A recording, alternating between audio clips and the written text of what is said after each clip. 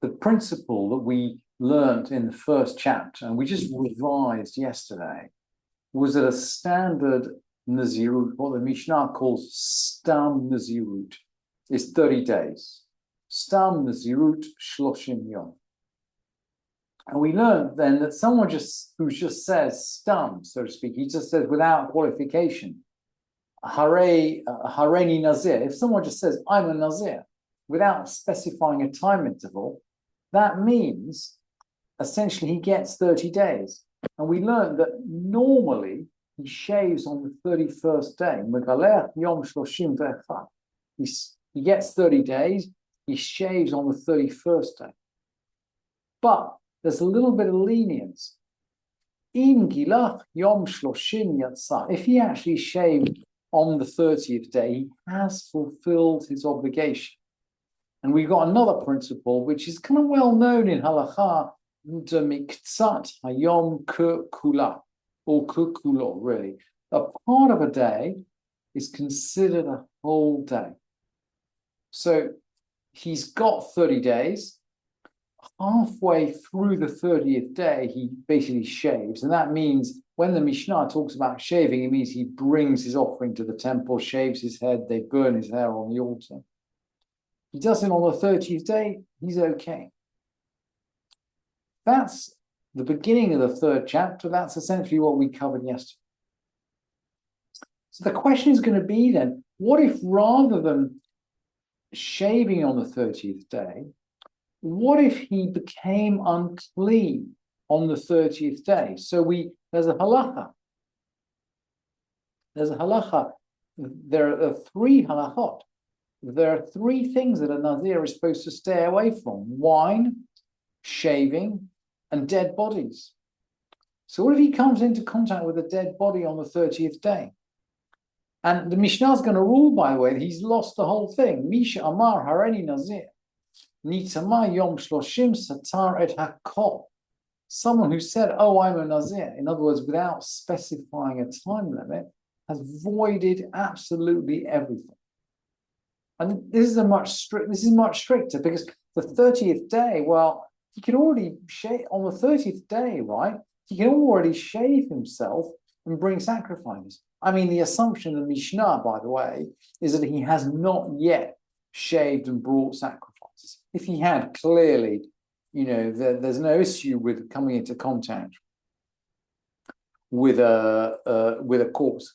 Clearly, it's the 30th day. He hasn't yet shaved and brought sacrifices. He comes into contact with a corpse.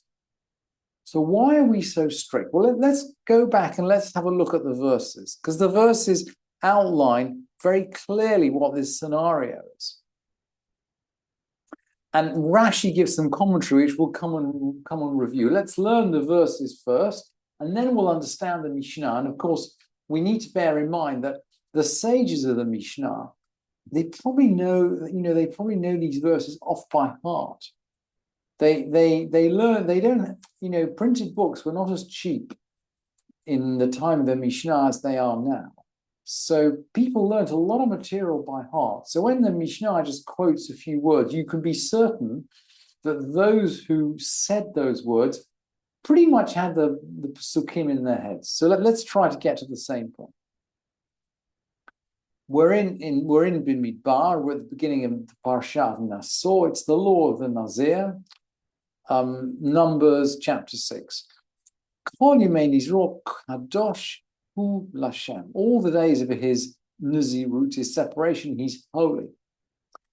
So what happens? And this scenario is envisaged in the psukim. V'chi yamut meit alav b'fetza pitom. Someone dies very suddenly by him. He accidentally comes into contact with a dead person. V'timei rosh nizro, and he's defiled the head of his consecration. So what is he supposed to do then? Well, when you come into contact with a dead body in the time of the Beit Mikdash, you're sprinkled with the ashes of the red heifer on the 3rd and the 7th day. And the Pesukim seems to envisage that he's going to shave his head on the 7th day. V'gilach rosho b'yom taharato b'yom hashvi'i yigalchenu. When on the seventh day, he's going to shave his head. Now, this is not the shaving of the end of his Nazirut. This is the shaving of the end of the 7 days of uncleanness after coming into contact with a dead body. It's a different kind of shaving, but he seems to have broken. I mean, the Nazir is not allowed to shave, right? So he seems to have broken his Nazirut by doing this. And so the Torah then explains on the 8th day, he actually brings these 2 offerings. And the priest's going to offer one for an olah and one for a sin offering. And then the Pesukim says, V'kidesh et rosho bayom hahu. He shall hallow his head that same day. And Rashi comments there, Lachzor ulhatchil minyan neziruto. When it means he shall hallow his head to go back, that means he goes back and begins counting again. And the Pesukim continue, V'hizir Lashem et Yumei Nizro v'hevi keves ben shnato la'asham. He'll be a Nazir for the Lord, the days of his Nazirut, and he'll bring a lamb as a guilt offering. But the V'hayamim harishonim yiplu, the days that were before shall fall away, ki tameh nizro, because his Nazirut was defiled. And Rashi comments again there. Rashi comments again there. Hayamim harishonim yiplu, the days that were before shall fall. Lo yalu min ha-minyan. They shall not be in the count. In other words, somehow you come into contact with a dead body, you go through the cleansing ritual, you bring a guilt offering, but everything that you've done before just falls away completely. It doesn't count. You've got to start again from the beginning. And now we can perhaps understand. Now let's understand, go back and see if we can understand the Mishnah. So someone says, Hareni Nazir. Someone says, I'm a Nazir. He doesn't specify a time period. Nitama yom shloshim satar takol. If he becomes impure on the 30th day, he's just voided everything. That's the first opinion in the Mishnah. Rabbi Eliezer Omer lo satar ele shiva. Rabbi Eliezer says only 7 days. So Rabbi Eliezer is taking a lenient view. He says, look, part of a day is like whole of a day. He served out his 30 days of Nazirut. All he has to keep are the 7 normal days of uncleanness. And then he can come along and bring his normal sacrifices just in the normal way. Rabbi Eliezer is being a little bit makil. He's being a bit lighter on this poor individual who's become unclean on the 30th day.